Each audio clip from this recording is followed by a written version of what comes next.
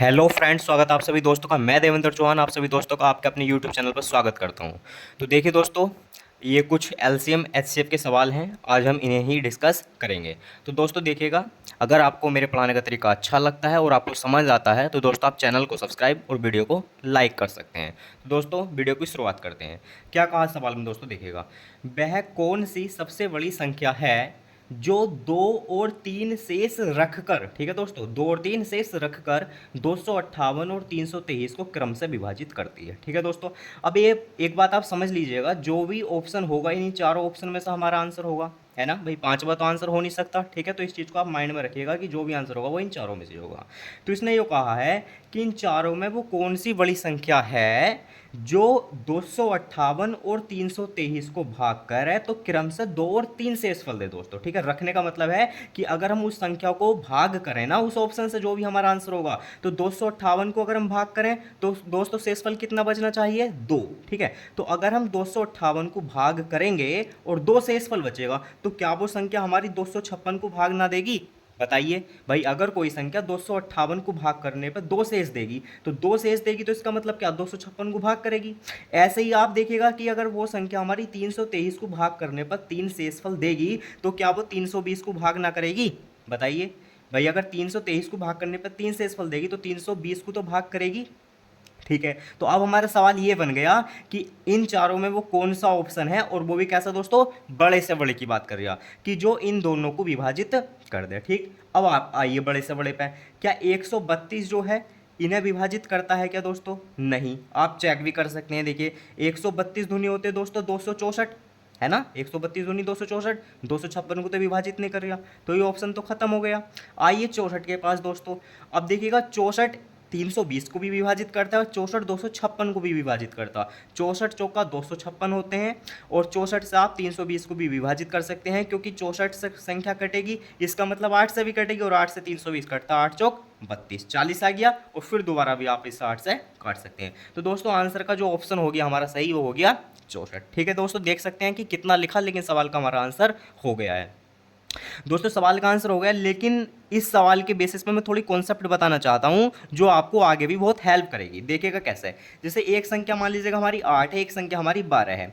अगर मैं कहूं कि भाई आप इनका मुझे मैं से बताओ और इनका ले से बताओ, ठीक है, तो आप क्या कहोगे कि 8 का और 12 का जो मैं से है वो तो 4 है, और 8 का और 12 का जो ले से है वो दोस्तों कितना है, 24 है। ठीक है, तो 8 का और 12 का मैं से दोस्तों 4 है, तो मैं ये बताना चाह रहा हूँ कि मैं से क्या होता है। देखिएगा दोस्तों, 8 के फैक्टर हैं 2 दूनी 4 दूनी 8, और 12 के फैक्टर हैं 2 दूनी 4 तिया 12। ठीक है, तो मैं से में केवल हम कॉमन कॉमन लेते हैं, जैसे 2 2, 2 बार 2 यहाँ है, 2 बार 2 यहाँ है। ठीक है, तो 2 दूनी 4, इसीलिए हमने मैं से कितना बताया था दोस्तों, 4 बताया था। मैं से में केवल और केवल वो ही संख्या ली जाती है जो दोनों में कॉमन होती है, जो पहली संख्या में भी होगी जो दूसरी में भी होगी। ठीक है, मैं से में कभी वो संख्या नहीं ले सकते जो पहले में तो है दूसरे में नहीं है, या दूसरे में तो है पहले में नहीं है। ठीक है, केवल वो ही संख्या लेंगे जो दोनों में मौजूद होगी।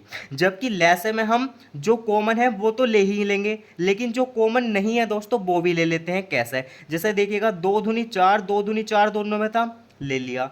अब यो जो 2 है लास्ट वाला तीसरा, यो यहाँ नहीं है लेकिन फिर भी लेंगे। अब ये जो 3 है दोस्तों, यो ऊपर नहीं था लेकिन फिर भी ले लिया, तभी तो 4 दूनी 8 या 24 हमारा लैसा आया था।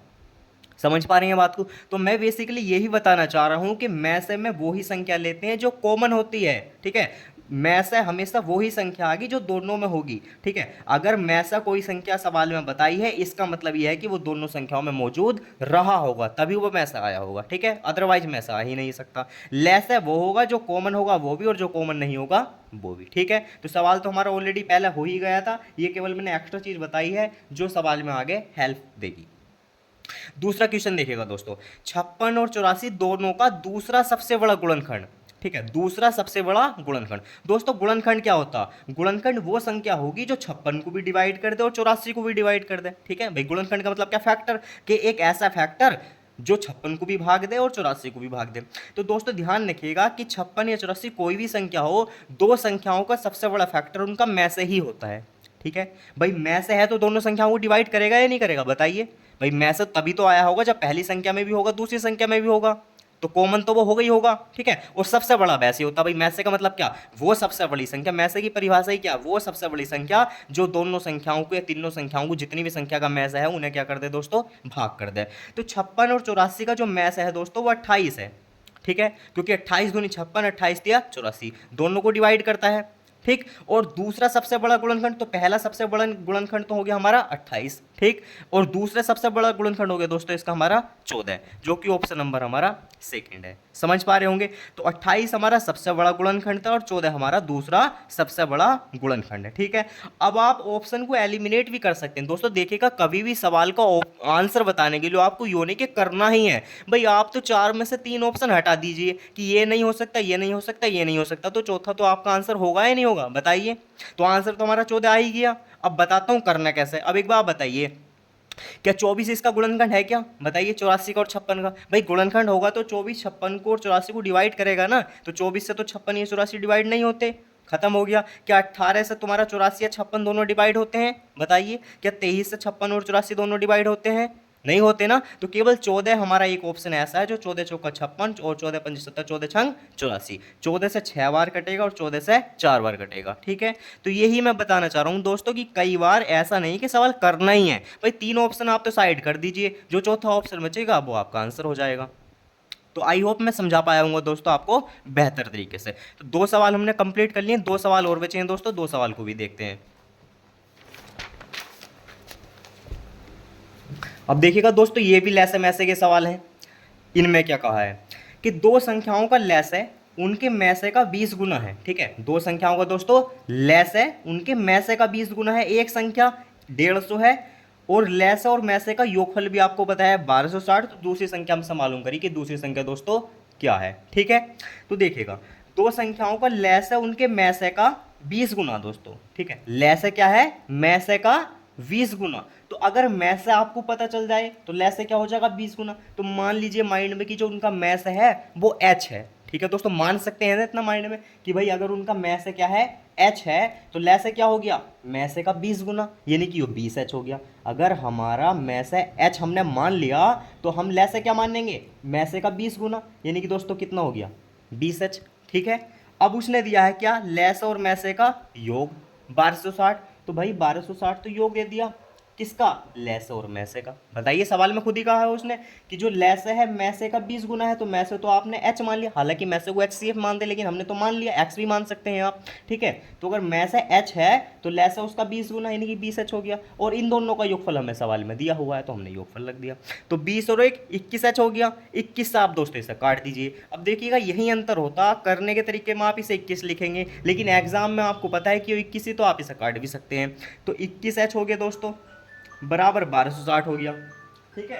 अब इसे आप सोल्व भी कर सकते हैं दोस्तों। कैसे सोल्व कर सकते हैं, 21 से आप इसे काट लीजिए, 21 छक्का 126, तो एच की वैल्यू दोस्तों कितनी आ गई, 60 आ गई, ठीक है। अब आपको फॉर्मूला पता ही है, जो कॉमन वाला फॉर्मूला है, क्या होता है, पहली संख्या गुणा दूसरी संख्या बराबर में से गुणा लैसे। तो में से कितना आ गया इसका 60 आ गया। लैसे क्या था, में से का 20 गुना यानी कि 60 का भी 20 गुना, ठीक है। तो यू आपका लैसा हो गया, यू आपका मैसा हो गया, बराबर पहली संख्या, एक संख्या कितनी है 150, दूसरी संख्या आपको बतानी है। 0 से 0 कैंसिल कर लीजिए, 15 चौका 60 हो गया दोस्त, ठीक है। बस 4 दूनी 8 और 8 छंग 48, यानी कि 480 दोस्तों इस सवाल का आंसर हो गया, ठीक है। नेक्स्ट सवाल देख लीजिएगा। यदि दो संख्याओं प्रत्येक 13 से बड़ी है, ठीक है भाई, दो संख्याएं हैं और दोनों संख्या में क्या है दोस्तों, प्रत्येक 13 से बड़ी है, का महत्तम समावर्तक 13 है और लघुत्तम समावर्तक 273 है, तो संख्याओं का योग कितना है।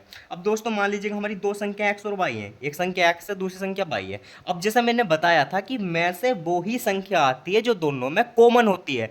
कभी भी ऐसा नहीं होगा कि साहब में से बता दिया कि साहब इसमें पहली में नहीं मिल लिया या दूसरी में नहीं मिल लिया। अगर में से सवाल में बताया है तो वो दोनों संख्याओं में कॉमन जरूर होगा, ठीक है। तो अगर महत्तम समावर्तक 13 है तो 13 हमारा पहली संख्या में भी रहा होगा, 13 हमारा दूसरी संख्या में भी रहा होगा। अब यहाँ भी कुछ आगे रहा होगा, यहाँ भी कुछ आगे रहा होगा, लेकिन ये एक अलग बात है। लेकिन अगर में से हमारा 13 बताया है तो में से दोनों संख्याओं में कॉमन जरूर होगा, ठीक है। अब लैसे कितना 273। तो लैसे का हिसाब तो यहाँ ये है कि जो कॉमन है वो भी लिया होगा, बताया था मैंने पीछे कॉन्सेप्ट, इसीलिए बताई थी कि जो कॉमन है वो भी लिया होगा और जो कॉमन नहीं है वो भी लिया होगा, यानी कि इस 273 में दोस्तों 13 भी आ चुका होगा। मैं ये बात बतानी चाह रहा हूँ आपको, क्योंकि लेसे का मतलब क्या कि जो कॉमन है वो भी और जो कॉमन नहीं है वो भी। तो 13 तो कॉमन था, तो 13 तो 273 में आ गया। तो मैं ये बताना चाह रहा हूँ 13 के अलावा इसमें कितना बचा, तो 13 से हिसाब काट लीजिए। तो 13 के अलावा कितना बचा दोस्तों 273 में, 13 दूनी 26 और कितना बचा आगे एक, 13 का ना 13, यानी कि 21 और बचा। समझ रहे हो, 273 जो लेस था तो उसमें 13 तो आया ही आया होगा, लेकिन 13 के अलावा 21 और आया होगा। अब 21 को आप दो जगह बांट लीजिए, 7 या 21 है ना भाई, एक जगह 7 रख लीजिए, एक जगह 3 रख लीजिए। ऐसा नहीं है कि भाई ऊपर 7 क्यों रखा नीचे क्यों नहीं, कहीं भी रख लीजिए आप, नीचे 7 रख लीजिए या ऊपर 3 रख लीजिए, ठीक है, संख्या तो एक ही बनेगी आपकी। तो पहली संख्या क्या बनेगी दोस्तों 13 सत्ते 91, और दूसरी क्या बनेगी 13 तिया 39। क्या पूछा है, संख्याओं का योग कितना, तो संख्याओं योग कितना हो गया 9 और 1 10, हासिल कितना हुआ 1, 9 और 3 12 और 1 13, यानी कि 130 सवाल का दोस्तों आंसर हो गया। तो देखिएगा बहुत लंबे नहीं हो रहे, कि कॉन्सेप्ट पता होनी चाहिए दोस्तों, ठीक है। इस कॉन्सेप्ट को आप हमेशा याद रखिएगा कि जो लेसा होता है वो क्या होता है दोस्तों, जो कॉमन होता है वो भी लिया गया होगा और जो कॉमन नहीं है वो भी लिया गया होगा, लेकिन मैसे में हमेशा वही लिया जाता है जो दोस्तों कॉमन होता है, ठीक है। तो अगर हमारा मैसे 13 है तो दोनों संख्याओं में 13 आया ही आया होगा, लेकिन अगर लेस 273 है तो जो 13 है वो तो आया ही आया होगा, लेकिन जो अलग है वो भी आया होगा। तो हमने 273 में से 13 को निकाल दिया तो कितना बचा दोस्तों 21 बचा। अब ये प्योर वो संख्या है जो पहली और दूसरी में 13 के अलावा बची होगी, तो वो कितनी हो गई 7 और 3, बस पहली संख्या 91 आ गई, दूसरी 39 आ गई, दोनों संख्याओं का योग ही हम सब मालूम किया था वो हमने बता दिया। तो दोस्तों आई होप, मैं पूरी पूरी उम्मीद करता हूँ दोस्तों कि आपकी अच्छे से अच्छा समझ में आया होगा, ठीक है। अगर समझ में आया है तो वही बात दोस्तों बार बार कहना अच्छा भी नहीं लगता, कि चैनल को सब्सक्राइब कर लीजिए, वीडियो को लाइक कर लीजिए और कमेंट सेक्शन में एक प्यारा सा दोस्तों आप कमेंट कर सकते हैं। थैंक यू दोस्तों।